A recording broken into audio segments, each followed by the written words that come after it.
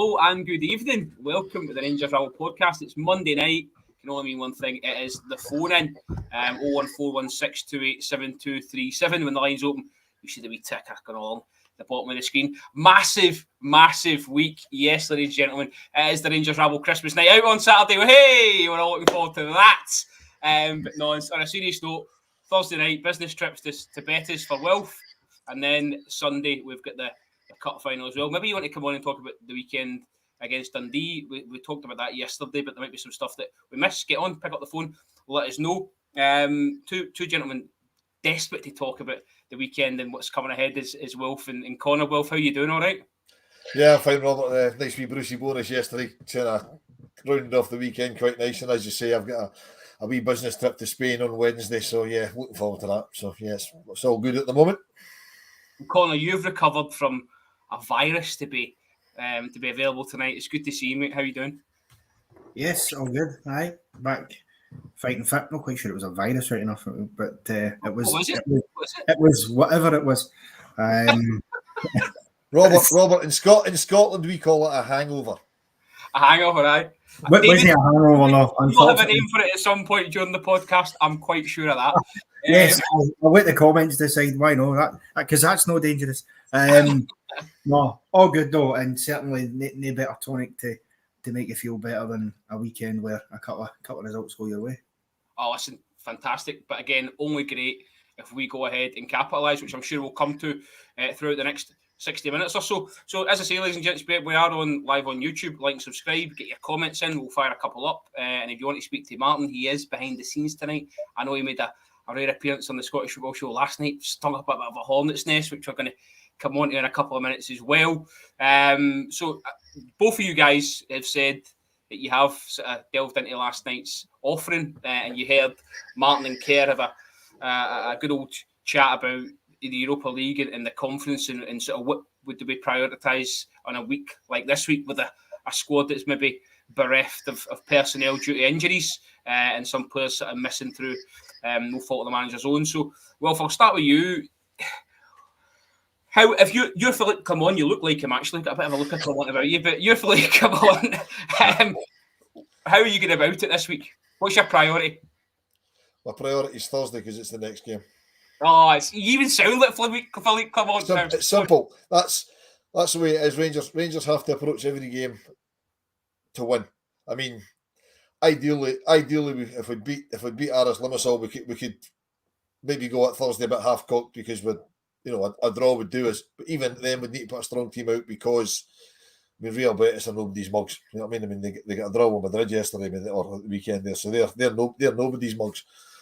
So no, we need to go because we always complain that the players are playing too much football. So we beat Betis on Thursday. We get a round off. We don't go into the knockout round. We go straight in the round of 16. So that gives us 2 spare midweeks off in February, which is never a bad thing. And it also helps my bank balance a little bit, which would be advantageous as well.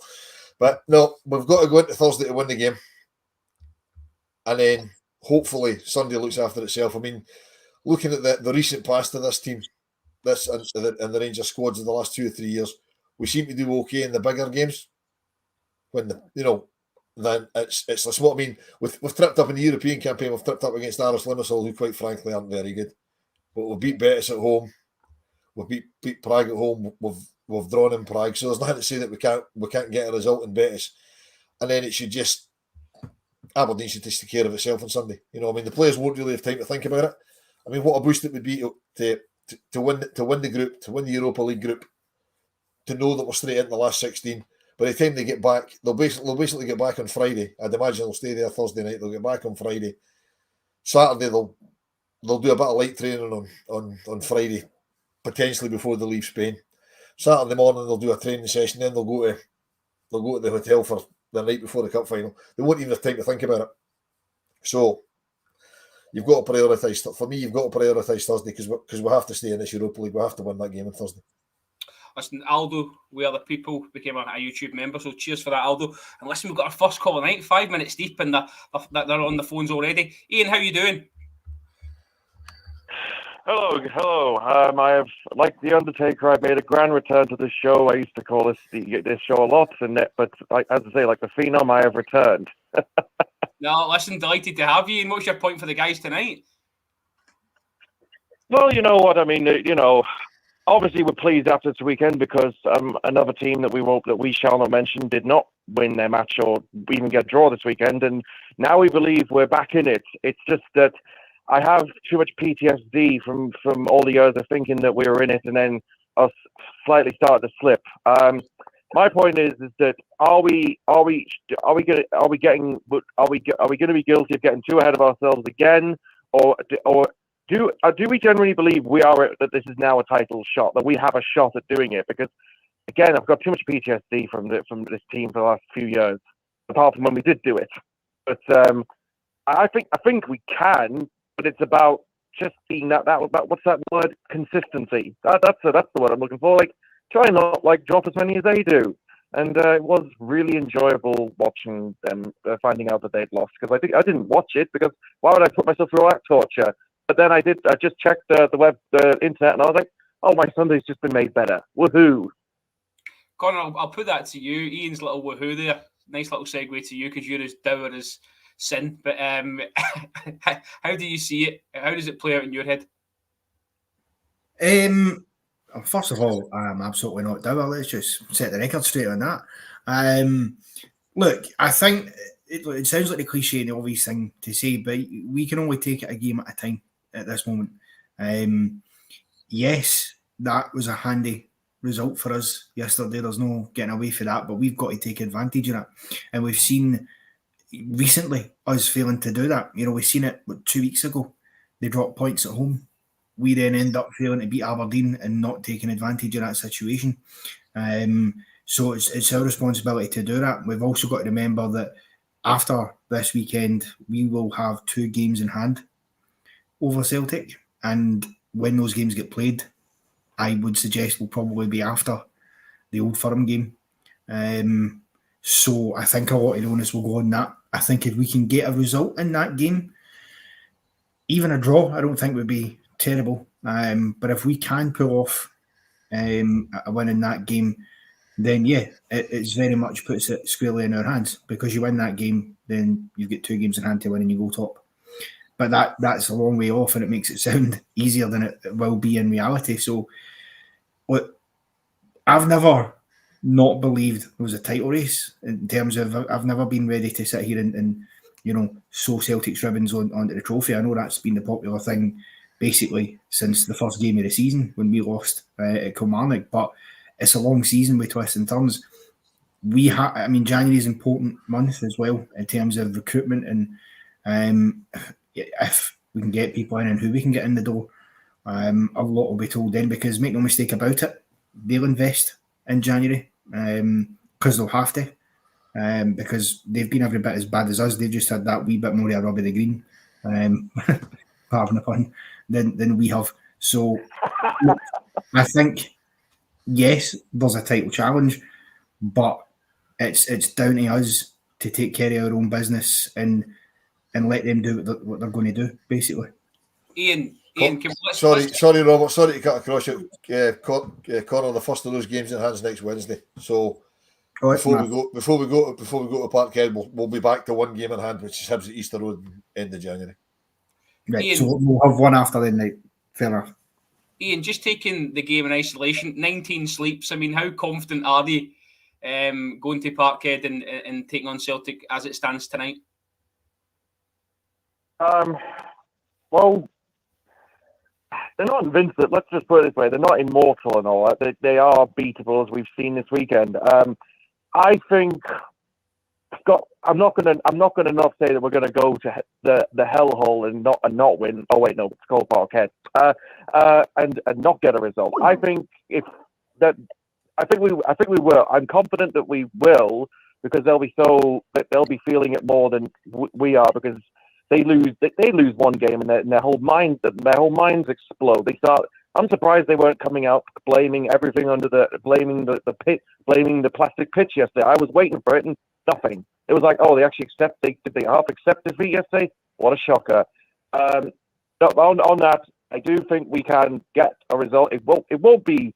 We won't go there and put 4 past them, but it will be a close game. But barring that we get the cup final for me will be the one where I think the confidence could go up. If we batter the Dandies on the Sunday, then I think the confidence level might be up where we will fancy our chances a bit more. I need to see that cup final Sunday before I really start saying we're absolutely going to go there and do a job on those bunch and win in the hellhole. Listen, Ian, I hope we can hear your woohoo on Sunday night as well when we lift that trophy. Thanks for your call, Ian. Cheers now. No problem. Well, just on the Old Firm game, I know we're miles off it and there's a lot to come. And you've just said one game at a time, but I want you to just jump ahead of me if you will. Do you think, both sides are going to look very different from when they meet in 19 days to the next meeting at Ibrox, because that January window is going to be so big for both sides? I don't think we'll look that much different, to be perfectly honest, because I can't see us doing too much business in January, and I think the business they do will depend greatly on what happens between now and the shutdown, the winter shutdown, because if somehow we get ahead of them or even get level with them, they'll panic and they'll throw fortunes at it, because they've got they go big on saying they've got loads of money, so they'll throw money at it. They need a new goalkeeper. I mean, their managers come out and said that he's not interested in a goalkeeper. From what I've seen, which isn't very much, they need a new goalkeeper. And if we go ahead of them, or as I say, draw level with them, then I think they'll panic and buy a new goalkeeper, which will cost them an absolute fortune. So I think they'll probably throw money at it. We don't have the money to throw at it. But I mean, the ridiculous thing is that we are de facto. If our game in hand was tomorrow and we won it, we would be 2 points behind them, and we've had an absolute shambles of a start to the season, which tells you how bad they are. It's an absolute. I mean, it's farcical that we're even talking about being close to them about a challenge, given the way our season started, because we've been an absolute shambles. We are getting better.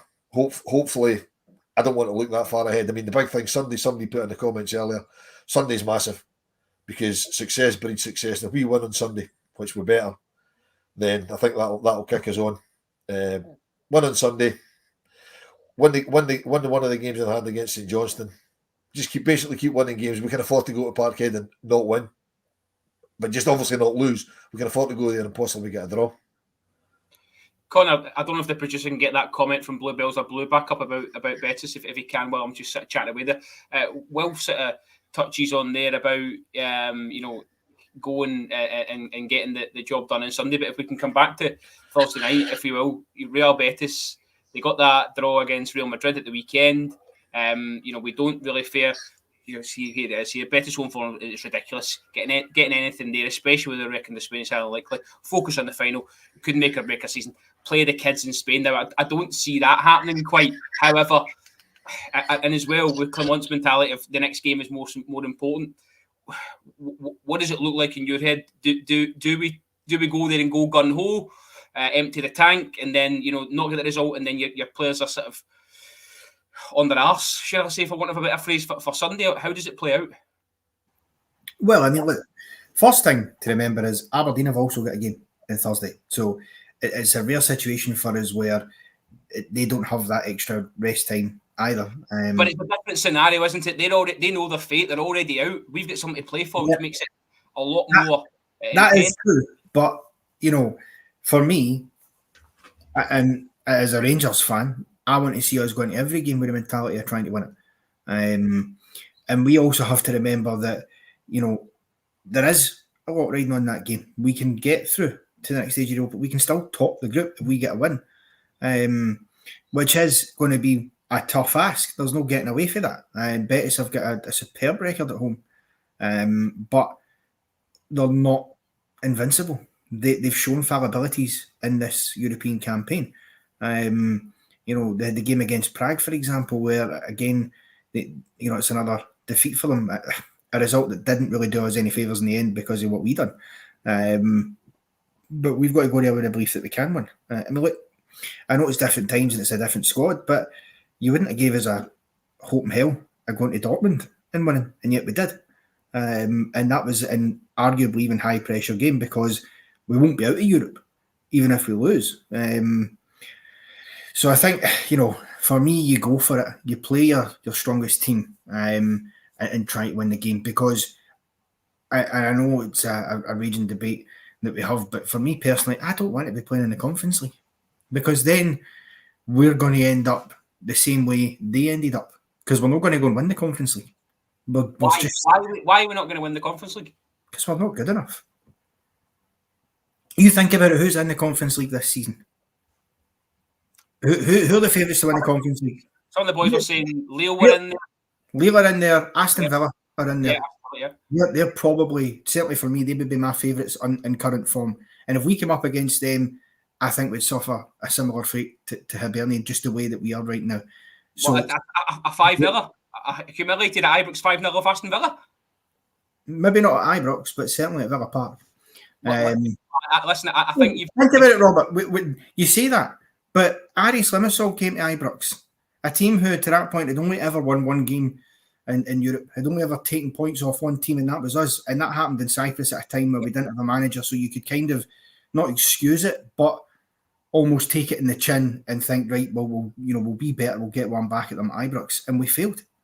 So it happens, all the years ago when you had Unaria or Zecheni come to Ibrox. It's not like we're not capable of these, bad results. My point is, we're not that if we dropped into Europa League, we'd have to win it. Otherwise, the alternative is you get knocked out, and then just like Celtic, you're out of 3 European competitions in the same season. That's not the type of club we want to be. So I'd rather we got into the Europa League, even if we finish second in that group. So be it. We deal with whoever we get in the next round, whether it's a playoff round or whether it's automatically through to what would be the round of 16, I believe. Then fine. But either way, I want us to be staying in the Europa League. There's also financial elements as well, because the drop off in money between getting through the Europa League and dropping into the conference. You think it's a big drop going for Champions League to Europa League? It's huge. Going down to conference is buttons that you're getting, and you're playing the run to the litter in most cases as well. So for me, hold on a minute, you can't have it both ways. You can't say you're playing the run to the litter, then saying you're going to get pumped by Aston Villa. It's one or the other. Well, if you listen to how I finished the sentence, I said in most cases. All right, not all cases, most cases. Think about it. Celtic dropped down there and they got knocked out by a Wi-Fi password. So you get teams like that are in there, as well as teams like Villa, who, much like West Ham, will have designs on winning that trophy. We would have to, at some point, you would think, compete against them if we were going to win it. So 100%. I just think, let's stay in the Europa League and let Sunday take care of itself. We need to stop this nonsense. Why are we off here to Aberdeen? We've had a couple of crap results against them, but this is Aberdeen in a cup final we're talking about here. When was the last time they turned up there? They didn't even turn up to the cup final that they won. That's how terrible they are. Well, I kind of feel that you're going to echo his sentiments, but just before I do that, 01416287237, get your calls through, pick up the phone and get your points to the boys. My point with Connor was I feel like Ibrox has got a couple of levels to go in terms of knockout stages, maybe driving the players on a wee bit. Maybe I'm caught up in the romance of the Europa League stuff for the past as well, but you're going to tell me that no, we've got to march on, forget the Conference League, aren't you? I said when the draw was made that the only position I don't want to finish in the group's third, because I don't want to be in the Conference League. I'd rather not be in Europe. Now, obviously, that wasn't totally serious, because obviously the more games Rangers play, the better. If we get into the Conference League, I want us to win it. As Connor says, I don't think we would win it, but then who saw us getting to the Europa League final in 2022? I mean, just looking at the groups that are there, I could almost guarantee if we finish third, right, we're going to draw Eintracht Frankfurt, because that's how football works, right? We'll draw a second place team out of the Conference League, and Eintracht Frankfurt are going to finish second in their group. So that's how football works. We'll draw them, which wouldn't be easy. But I mean, I've got a feeling on Thursday that both games are going to finish a draw. We're going to finish second, still be in the Europa League, and get a Champions League dropout, which isn't ideal. You'd rather win the group, but I mean, the whole discussion point really is how we should approach Thursday. We've got to approach Thursday with the strongest team possible. The only thing that would detract from that being a good idea for Sunday is if anybody gets injured, because as I said earlier, success breeds success. So if we get a result on Thursday, what a confidence boost that is for the same players going into Sunday, because it's going to be the same squad of players, irrespective of the same starting lineup. Because I mean, have we even got 20 players that we can 20 fit players that we can list as a starting 11 and 9 on the bench? I'm not even sure that we have. And if Cifuentes doesn't win his appeal tomorrow, that hamstrings us even more for Sunday. Having said that, if Cifuentes gets Sunday, Ian, Sunday is important, of course. Sunday is more important than Thursday, but Thursday's the next most important game because it's the next game. It's as simple as that. Just on what you were saying there, sorry, about winning the game and that breeds mentality, and you take that into Sunday. What about if a disaster happens in Spain, heaven forbid? We take a doing, somebody gets sent off, the heads are down. We're in the Conference League where nobody wants to be. It's a nothing competition, and then we go into Sunday. It's not a nothing competition. It's still a European competition. I thought used to call ourselves. No, I said I didn't want to be in the Conference League. You know what the Conference League is going to be? At the moment, the Conference League is, to use air quotes, a nothing competition because it's a new competition, right? See, in 5 or 10 years' time, it's going to be a fairly serious European competition because people will be used to it. You tell Mourinho that it's a nothing competition. He won it in the first year of it. Tell West Ham it's a nothing competition. That was their first trophy in about 300 years when they won it last season. You know what I mean? There's some serious teams there. If it's a competition, Rangers and I want us to win it, right? It's going to get more serious. UEFA are going to treat it more serious because, at the moment, they're playing it in grounds that hold next to nobody. I mean, the final this year's in Athens' new ground, which I think's got a capacity less than 30,000, which is ridiculous for a European final, right? And last year it was in a ground at a fairly low capacity as well. But they'll look at that because the way they've streamlined the Europa League, there's some teams in the Conference League that probably should be in the Europa League.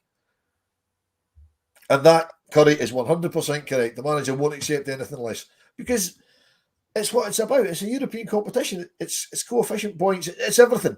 Right? The next game is the most important, but the cup one on Sunday is absolutely non-negotiable. Right? Non-negotiable. I mean, these clowns up here are doing it. They've got their plans in place for their street parade. I've got a guy that I know who's a bus driver put his hand up to fucking drive their bus and all this sort of nonsense. You know what I mean? I've already told them he can have the night off because they're not going to need it. You know what I mean? Quite simply, they're not going to need it. It'll be reversing back into the garage as it always does because, as Connor says, they didn't even turn up the last time they won the cup. They played Inverness in front of half of Aberdeen and they were absolutely fucking rotten, but they beat them. That's fine, right? We're due Aberdeen, right? I cannot believe we've dropped points to them 2 games this season, right? I mean, the game at Ibrox when they beat us 3-1, the first 25 minutes they couldn't get out of their own half, but we just couldn't score. We score first on Sunday, which we'll take care of it. We will destroy them. We will absolutely. I mean, they beat Hearts on Sunday, right? On Saturday, sorry, right? But they were absolutely rotten. Hearts were caused their own problems. They were the makers of their own downfall, and I know that because I got a text from my girlfriend at full time, and it was full of sweary words. Because I know how. So that tells me how bad Hearts were, right? Aberdeen didn't beat Hearts. Hearts beat themselves. Aberdeen are rotten, right? We should be embarrassed that they've taken points off us in 2 games this season. And we'll address that on Sunday. We really will address that on Sunday. But before that, we'll have to look after Thursday and get any sort of positive result on Thursday. Any positive result keeps us in the Europa League and we'll get a positive result of some sort. Listen, get your calls in 0141 628 7237. It's a Monday night. Everybody must have overindulged after the weekend and that result yesterday because the phones are usually red hot and Martin's there twiddling his thumbs. So get your calls in and get a point through to us. Listen, plenty to talk about. Connor, if we can just come back to Thursday night and the potential lineup, we'll come to Sunday in the second part of the show if we can. But Cyril Dessers gets his goal. I know the manager said he's still not there physically. That's why he had to be taken off. And Roof sort of brought on. What did you make of him at the weekend?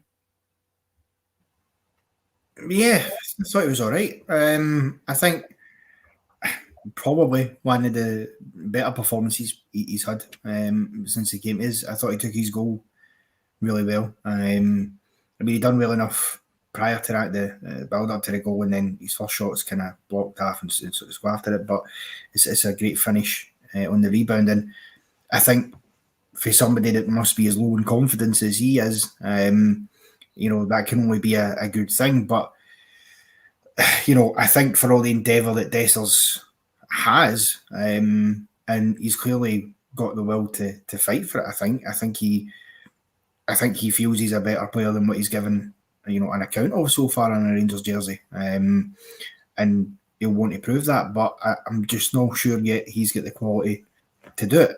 Unfortunately, because of the injury that Danilo has suffered, yet again, we're going to have to play Dessers, I would suspect, on Thursday. Now, listen, to be fair, that might or might not work out, because if we're being brutally honest here, Dessers hasn't pulled up many trees in recent games. Danilo, hasn't pulled up many trees in recent games. In terms of his performance levels, he's in about it. He's had chances, but I mean, some of the chances he has missed recently have been just unacceptable. The goals you've got to show. You look at the Hearts game. Those have both got to be hitting the back of the net for me. And okay, if you miss one of them, then fine, you bounce back by scoring the other. I mean, he's had an open goal and a 1-on-1 2 yards out with Xander Clark. To not score any of them, that's a concern as well. So, I'm not saying he'd have been any better, but ultimately Dessers is where we'll be. And we take it from there. I mean, I don't know, maybe Kemar Roof gets I know, thanks, Michelle, and that was a bit of a tongue twister for me, mate. But Kemar Roof might make an appearance off the bench if we're needing something. But as I say, Dessers done well at the weekend. If he can keep that up and he can contribute something, then happy days. I hope he does, because right now you think it's probably too late for him to salvage it in his Rangers career. But you never know. Maybe he goes and surprises us all and gets a hat-trick on Thursday and scores the winner in the cup final, and all of a sudden it's totally different. We'll wait and see. Wilf, is there anything in the manager's head where he maybe thinks putting the man in form through the middle and playing Matondo wide left? By the man in form, obviously, I mean Sima. That was just the point I was going to make when Connor was speaking there. That particularly on Thursday, because not only do we need to get a positive result, right? Our opposition on Thursday need a positive result, because Real Betis could end up in the Conference League. Because if we win and Prague win, that puts Betis in the Conference League. They'll not be wanting that. So I think they're going to come at us now. It wouldn't be the daftest thing in the world for me, and I'm not really a tactical guy, to put somebody with pace through the middle. And with the best will in the world, Dessers looks like he's towing a caravan. So for me, I wouldn't see the problem with putting Sima through the middle.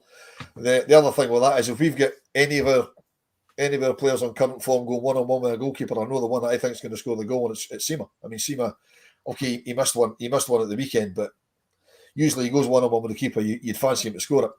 But Dessers, Matondo, not so much either of the two of them. So it wouldn't surprise me if you put Sima down the middle, Matondo on one side, and possibly McCausland, because he seems to like Ross McCausland, possibly McCausland on the other. He might sort of go almost three at the back when we're attacking, because it wouldn't surprise me to see Leon King playing at defensive midfield, and he can obviously drop in as an extra centre back if we need him. So which would also free Sima up to go through the middle. That wouldn't surprise me either on Thursday. We'll come on to Leon King in a moment, Conor, but I just want to say, on Sima, would moving him position take something away from him on that left-hand side? Possibly. I mean, this is the thing. When you move a wide player central, it doesn't always work like that. I mean, I'll use the example. My other team, Newcastle, have tried that with Anthony Gordon, because he's been scoring goals fairly wide and he's been playing well. So when there was a shortage, Isaac and Wilson were out, he put him there. It didn't work because it took away from the wide area, but because they're not naturally strikers, they maybe don't have the same instincts to always be there, and sometimes they'll naturally drift out to the position they're usually in anyway, because that's where they're used to being. So it's the chance you take. However, it's inarguable that he's the best goal scorer we've got at this moment in time. He's the top scorer, I think, is it joint top goal scorer in the SPL this season. I don't know if he's overtook O'Reilly yet. I think he might still be on par with him, and he's obviously our top scorer. So I wouldn't be against giving it a bash. But then the question becomes, who do you put out into the position that he would have been filling? Who goes out wide then?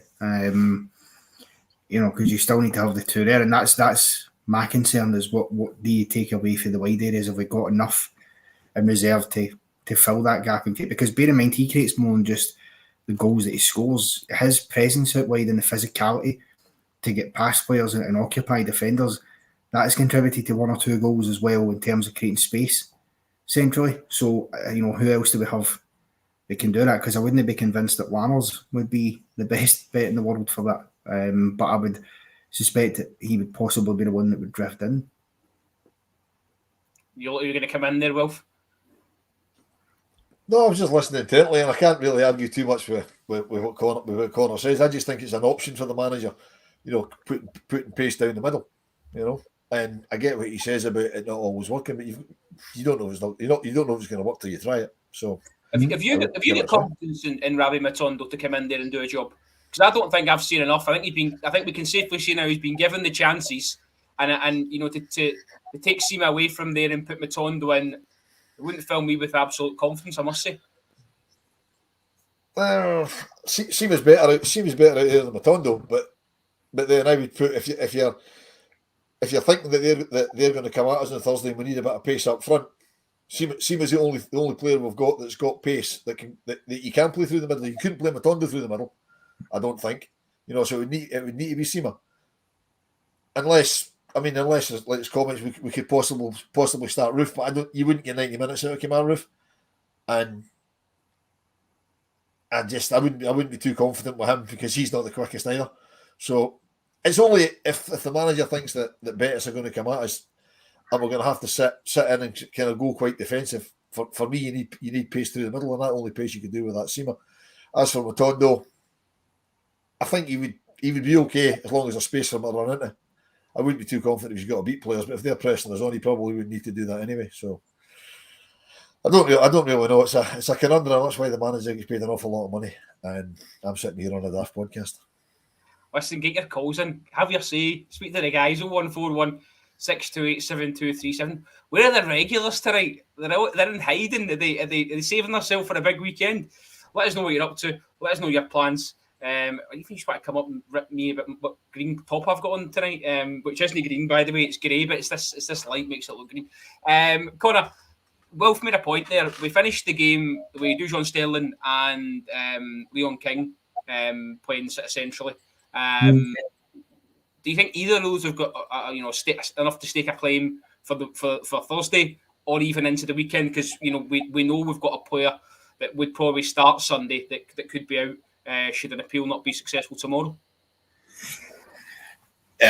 Yeah, I mean, I don't know, because obviously should Cifuentes' appeal fail, then he would be out, as you say, for Sunday. So then do you make the decision to sort of rest him in lieu of the fact that, or play him, sorry, in the Thursday, and then chuck somebody else in on the Sunday? The only one I would say, if you were going to do that, it would have to be King, surely, because why on earth would Sterling be playing the role that Cifuentes is playing? He wouldn't, for me. I don't think he's got that. Plus, the last couple of times I've seen him, I've felt he's performed reasonably well when he's come into the sort of fullback role and whatever. So yeah, I could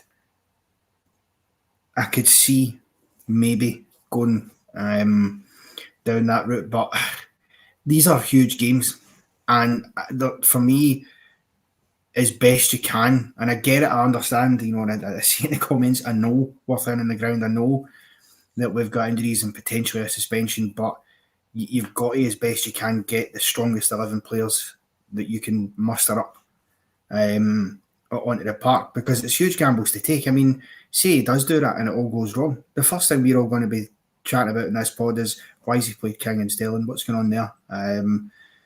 So I'm not sure I see it actually happening, but listen, it's not totally out the realms of possibility. But for me, I think certainly at the back, it would have to surely be Goldson and Big Balogun again. You'd fancy that he'll go with.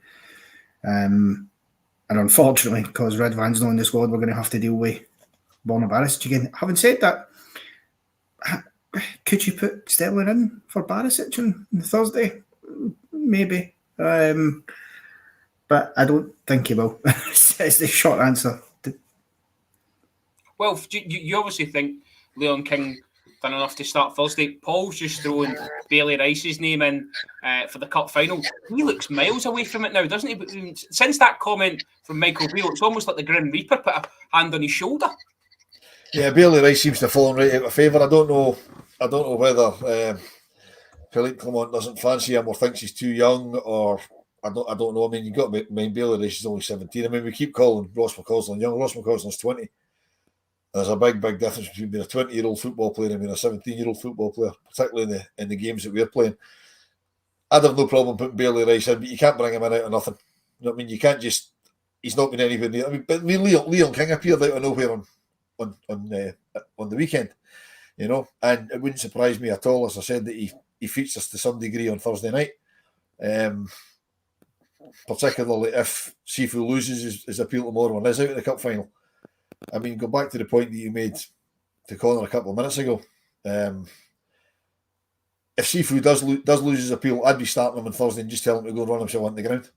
Just say, right, just go out there, run yourself into the ground, because you've got the weekend off because you're not allowed to play, and then see where we go from there. But I don't think Leon King will start on Thursday, regardless. But if we do need him for Sunday, he's going to have to play some part in it, because you can't just throw him into a cup final having played 5 minutes yesterday or Saturday, sorry. You know, so I'd have no problem putting him in, because I know he's been playing defensive mid for Scotland under 21s, which I know is a different level, but it's a position that he has played. I mean, listening to Dejan Stilling after the game, I wouldn't have any problem playing him there. He seems to have the mindset, look, I don't care where I'm playing as long as I'm playing, which means he's going to give, you know, his 100% wherever he plays. I think I have not seen that much of Sterling. I think his problem is he's too versatile. He's one of these players, because he doesn't have a nailed down position, he doesn't get a lot of game time. But just on his performance at the weekend, he showed sort of great moments and then maybe not so great moments in the space of sort of 40 odd minutes. Well, he did, but then you've got to remember he's only just come into the team, so you know what I mean. You've got to. I mean, they're all kind of doing that, and somebody makes a good point there about Bailey Rice not being in the European squad. I forgot about that. Bailey Rice isn't in the European squad, which is another one that's on Michael Beale's head, because he should be, because there's space to put him in. So he certainly won't play on Thursday, and if he doesn't play on Thursday, he'll be nowhere near Sunday. So he'll remain out of the picture. And I don't know when Raskin's back. That's a very interesting question. I'd like to know the answer to that. Can I just clarify, by the way, just because I'm not sure, if we get, if whatever competition we're playing in after Christmas, is there a chance for Clement to make changes to the European squad for the knockout? Yes. Yes. Yeah. Obviously there is, because you can buy and sell players, so you know you could sell half your squad if you like. So yeah, you can. I think it goes back to the way it was in the preliminary games and the kind of qualifying games. It's sort of round by round. Don't quote me on that, but I think it's round by round after that. But yeah, we can certainly change it. So we can bring in Redvan if he's still here. Yeah, you could bring in Bailey Rice. You know, who I just assumed was in the B squad, but apparently he's not been with us long enough. Well, quite frankly, two of them would be two of the first names on my list to bring into the European squad, to be honest with you. Because there's a couple you could easily take out. And obviously if we sign players, then you'd imagine you'd want them in there as well, because why else would you be signing them? Exactly. Can I just quickly say as well, I've just had a wee nice message from James, fellow podder. Obviously, some sort of sad news about his dad this week. And we're all sort of wishing him the very, very best. But they're saying they're in the hospital watching the podcast, having a good laugh tonight. So that's really nice to hear, James. We're all thinking about you, mate. Connor, just come back to you. We'll draw a line under the European stuff. We've sort of touched on the Cifuentes red card and what it sort of means for as you say, possible selection on Thursday, but more importantly, Sunday. We touched on this last night, actually. Look, come on, seems to have really hung his hat on John Lundstrom in terms of the midfield. Now, whether that's through choice or just bad luck, but Lundstrom seems to, I think, he's grown under Clement and he seems to be getting a little bit better. I know he was maybe at fault for the first goal at the weekend, but people like Brian was saying that the game against Aris, he was the one sort of dragging people about and shouting and bawling. So, what have you made of Lundstrom, and how important is he going to be at the weekend with whoever's in there next to him? Listen, I think it's undeniable that the John Lundstrom we've seen since Philip Clement came in, compared to the Lundstrom we've seen prior to that under Michael Beale's reigns, is night and day. I think he's one of the, for all the similar issues we've had with certain performances, I think he's one of the few that you can see there's been a clear improvement in him.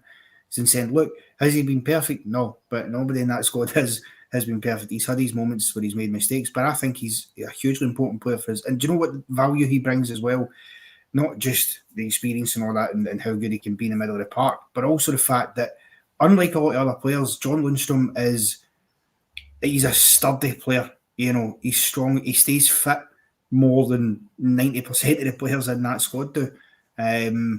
And that's an important thing. Obviously, you worry about having them playing every minute of every game. That's going to catch up to you eventually, especially when you're in your 30s. But that being said, I have been quite happy with what I've seen for John Lundstrom since Clement came in the door, and I'm hoping we can see further improvements, because I'd like us to get Europa League money back again properly, because that's the ability he's got. He's capable of that, and he's been the glue that's holding our midfield together at times. Because I mentioned on another pod last week that he's had it hard in terms of having to constantly deal with a rotating midfield round about him. He doesn't know week to week who's going to be either side of him in that midfield, but whoever it is, he just deals with and gets on with the job. So you can't help but be impressed by that.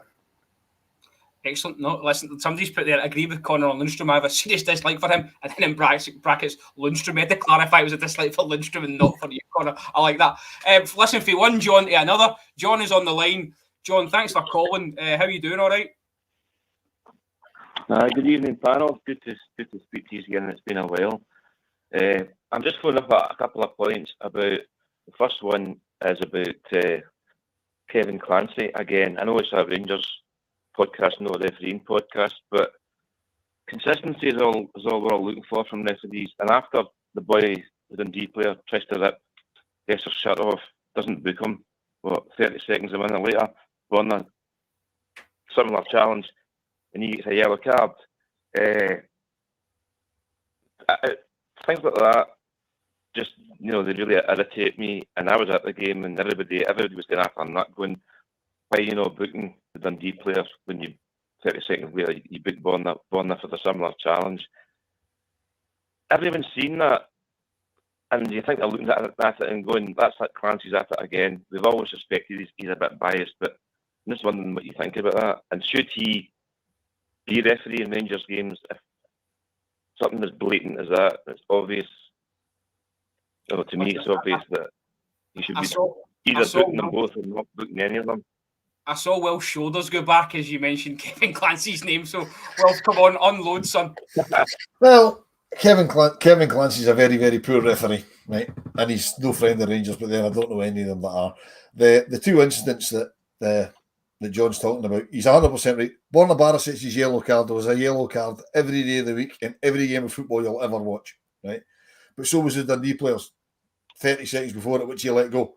You know what I mean? I'm sure Borna's was out of frustration because the Dundee player didn't get booked. I mean, it's the easiest booking. I said it at the time at the game. It's the easiest booking you can give because of what he did. He just pulled them back. That's the easy. It's in the rule book. If you do that, you book them. It's the easiest booking to give, and he didn't do it. Similarly, I don't even think he booked the guy that gave away the penalty. I could be wrong, but I don't think he did. Again, a shirt pull. And Clancy's a dreadful referee. I don't think particularly he's biased against Rangers. I just think he's a very, very poor referee. I mean, my biggest gripe with the officials on Saturday is Cifuentes' red card, because for me, and I don't want to open the whole VAR can of worms, right? But for me, VAR re-refereed that game because the referee clearly saw it and he booked him. And he clearly thought that was enough. And VAR says, go and have a look at that. And as soon as he did that, I knew he was sending him off. That's why I think we'll probably win the appeal tomorrow. You know, because if the referee's seen it, why is VAR re-refereeing the game? John, Will says his biggest gripe was the red card. For me, it was the foul that was given in the lead up to Cantwell's goal. I didn't think that was a foul in a million years. No, it wasn't. No, I don't know what he saw in that to blow it up for a foul, but no, it wasn't a foul. He got that one wrong as well, and as Will says, he did get the penalty one right eventually, but he had to go to VAR for that. But when Seamer's jumping, you could see the jersey expanding towards the ground. I'm like, how's he not seen that straight away? Everybody else did. He's just right beside it.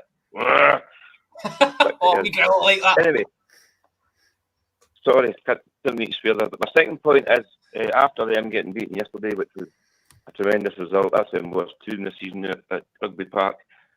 Do you think that should give us more confidence to actually go to Parkhead on the 30th and win? If we play like that the whole game, don't give them time in the ball and keep pressing them, I think we can beat them at Parkhead. Because before, I'd have been worried. I thought, a draw might be a good result. Get a point from there, get along the road. But after yesterday and how, I just saw the highlights, but they were terrible. So if we can match them, player for player, win the midfield battle, I think we can beat them at Parkhead. I think we can get away with 3 points. Connor, was it a blueprint we saw yesterday in terms of getting your wide players involved as much as possible and playing at a higher tempo in those key areas? Well, you could say that. I mean, look, the key to remember is I don't think you'll see Celtic come out and play the way they did against Kilmarnock yesterday, particularly in the second half at Celtic Park, in Parkhead. In an Old Firm game, you just won't, because that sort of stuff goes out the window. I don't know. I'm assuming we won't have fans there, so you're going to have 60,000 of their fans behind them as well. It'll be hostile atmosphere, no doubt about it, and they'll be up for that. So you'll not see that. But yes, that shows that is a way of getting at them. I think their defence is a lot weaker than you would think it is, because they don't necessarily concede loads of goals all the time. You'd think, oh, we've got a great defence. They don't actually. It's just that they're not tested as much. Because when you take Carter Vickers out of their defence, it's close to hopeless if you go at them, and that's what Kilmarnock done yesterday. I mean, I was questioning, because I did watch the game, and I must say I was questioning at the end of the game how the possession stats had them on 70% possession, because they did nothing. It was all Kilmarnock in the second half. And if we can do that and ask those questions and pressure them and put balls into the box with the kind of quality that we've seen for Kilmarnock at times yesterday, then there's every chance we can get the result. I think it's one of the few times in recent years that I can remember where you're getting into a situation at Parkhead where both teams are just as rank rotten as each other, where you're not looking at one team over the other and thinking, yeah, they'll resoundly hammer you. And that leaves it up to us then to go and pull out a performance. And the one thing I would say, this will be the first time that Brendan Rodgers has gone into an Old Firm match where he's got a proper manager in the opposite dugout from him as well. That's something he hasn't faced in his time in Scotland so far. So it'll be an interesting one. I think we're capable of winning it, but we're going to have to turn up and be at our best and go at Celtic from minute one and really ask those questions. Because if we just sit back and absorb pressure, they do have, we've got our defensive frailties, which we've seen at the weekend with the Dundee goal, and they've got the ability to hurt us. So yeah, we can beat them if we go for them, definitely. John, brilliant call by the way. Sorry, I'm just going to ask you, if everyone's available, who would you play in central defence? Would you put in Goldson and Barligan, or would you play Suter? When is this for the Celtic game or for Sunday?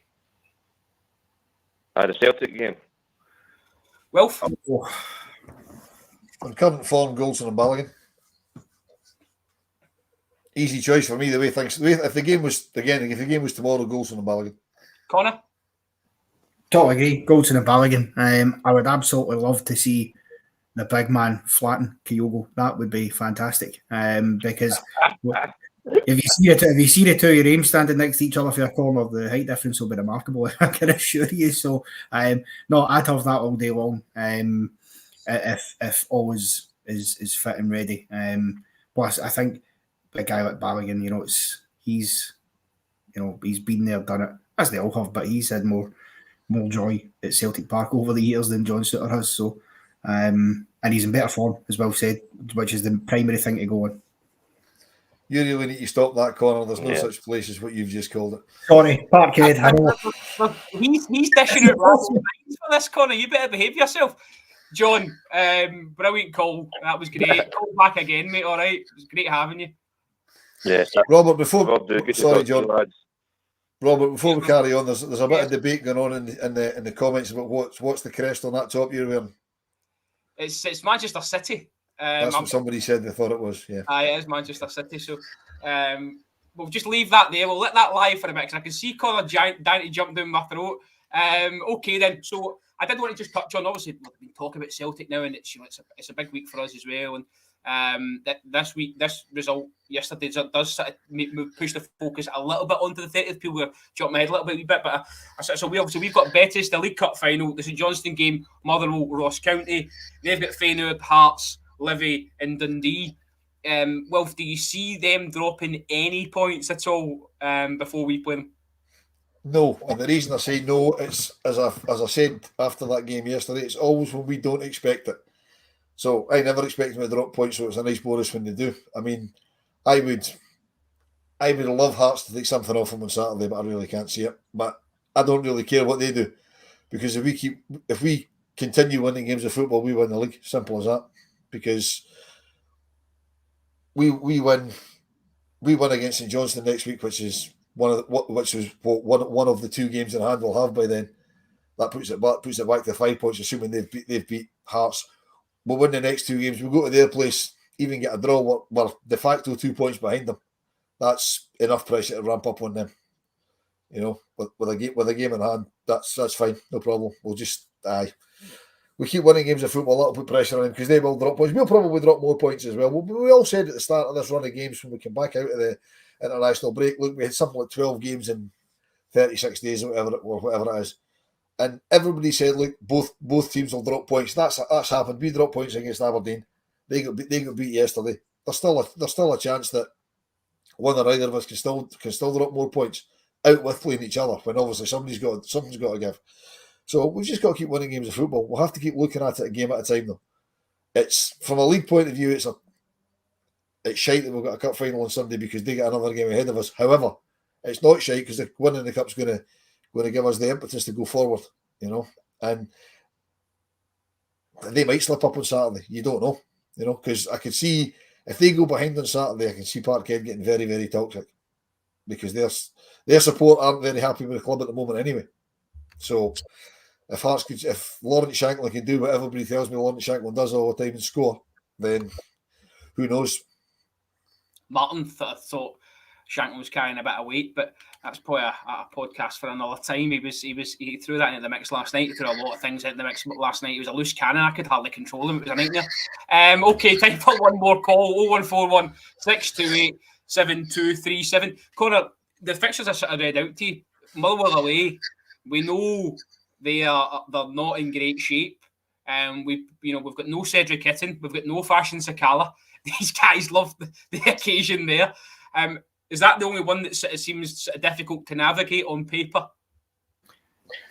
Oh, on paper, aye. It's an away tie at a ground where, we've had mixed fortunes over the years. Mostly, I think, in the main, we've had, better results at Fir Park over the years than some other grounds that we've been in. But, listen, it'll be interesting to see where they are by then as well, Motherwell, because there is, of course, a chance that they have a new manager in the dugout by then.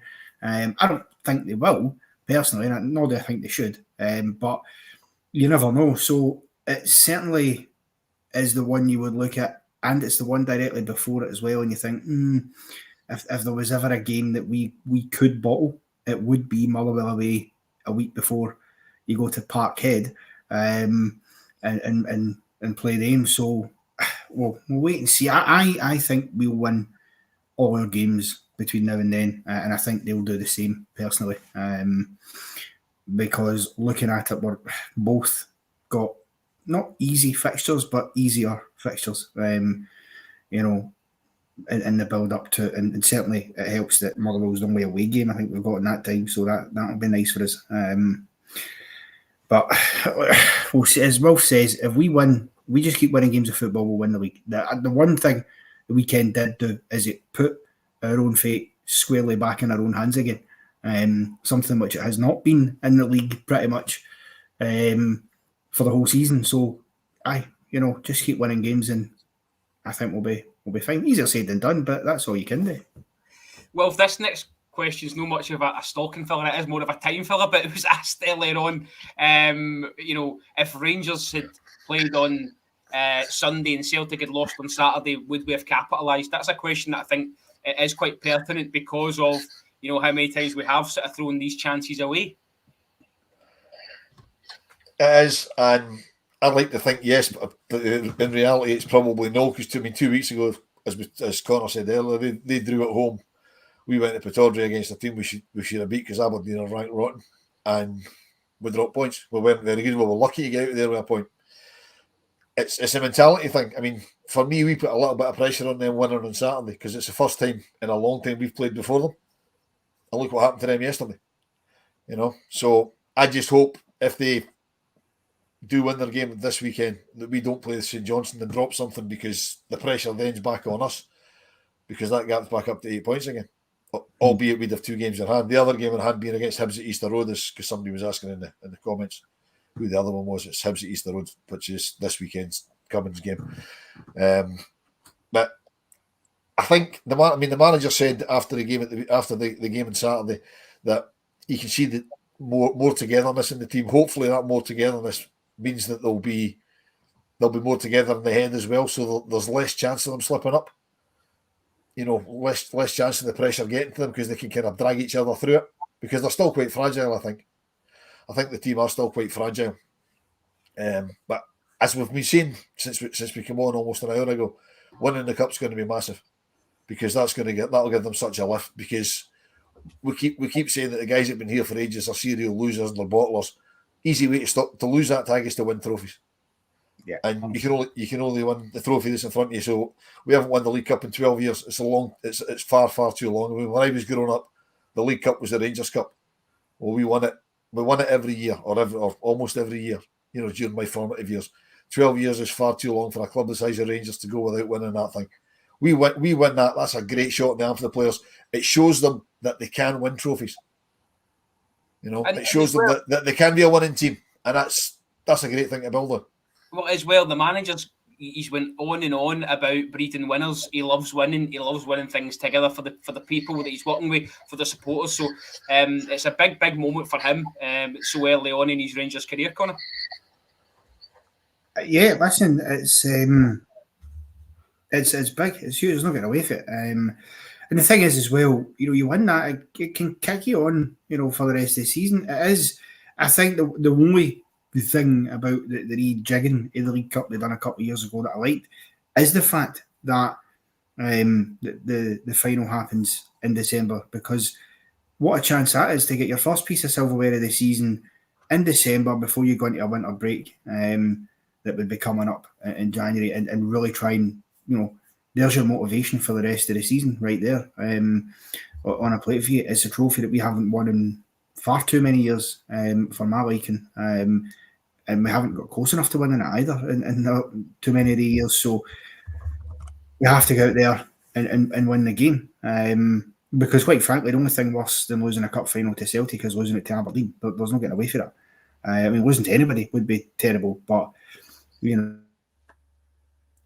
I'm glad that internet shut him up, because I don't want to hear him say any more about losing cup finals. Listen, we will leave it there, because that's been a good 60 minutes. But Wolf, I know you want to have a wee word about what's happening tomorrow night, right? I do indeed, yeah. Tomorrow night we will have a long overdue live women's pod. Unfortunately, Brian can't join us tomorrow. He's too busy making himself a few shekels to take over to Europe with him, because he's on a business trip as well on Wednesday, I believe. He's going to Portugal, then going through to Spain. So Brian can't join us tomorrow. It's myself, Laura, and Car will be on the women's show live at 7:30 when we talk about the last two games and look forward to the game at the weekend. So, yeah, join us for that if you can. I know one or two of the regulars will be champing at the bit to get into that. We might even touch on the internationals last weekend, because I'm sure the ladies would have been at the England game last Tuesday. I haven't asked them if they want to talk about it, but I'm sure they will. So I'm sure they were at it. So, but yeah, that's tomorrow 7:30. That'd have been a tough watch for them. Although my daughter was at it. My daughter was at it with her Dundee University football team colleagues, and she said it wasn't pretty. It was quite horrific. She says it was, and what made it worse for them is it was a mixed company, because obviously because it's a university team, half of them are English. So that was an interesting watch for them. Listen, so if you're into all things the women's show, catch Will from the guys tomorrow night. There may be time to squeeze in a Scottish football show preview on Wednesday, and then we're back with a big one Thursday night. Build up and reaction before the Betis game. And then, as I said, the weekend is full of flavour. The Rabble big night out on Saturday, and then you'll see us all on here on Sunday for the cup final as well. It's all action here on the Rangers Rabble. Thanks for joining us in the comments. Thanks to Wilf and Connor. I've really enjoyed myself tonight. I feel like a new man. Brilliant. Thanks very much for your time, and we'll see you again on Thursday.